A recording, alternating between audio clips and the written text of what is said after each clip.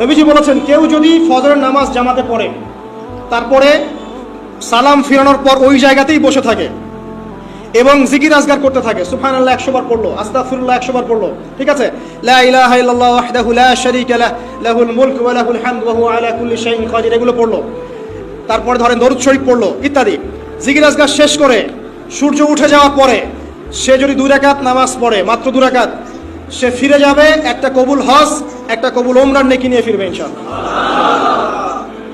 আরেকটা নামাজ আছে, যদি পসিবল হয় পড়তে পারেন, 8টা থেকে 10টার মধ্যে পড়ে ফেললে ভালো, এরপরে সূর্য উঠে যায়, সূর্য গরম হয়ে যায়।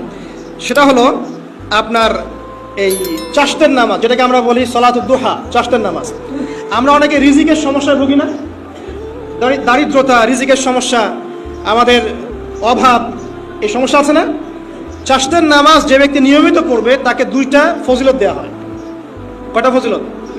চাশতের নামাজ যে ব্যক্তি নিয়মিত পড়ে তার 2টা স্পেশাল ফজিলত। এক, তাকে দ্বীনের জ্ঞান দেওয়া হবে, ইলম মুখস্থ ক্ষমতা দেওয়া হবে, আপনি হিফজ ক্ষমতা বেড়ে যাবে, কোরআন সুন্নাহ মুখস্থ রাখতে পারবেন ভালো ইনশাআল্লাহ, আল্লাহর পক্ষ থেকে বুঝ দেওয়া হবে। আরেকটা হচ্ছে আপনার দারিদ্রতা আল্লাহ পাক দূর করে দেবে। এগুলা পরীক্ষিত আমল ভাই, এগুলা গাল গল্প বলছি না, এগুলো পরীক্ষিত। আরেকটা আছে,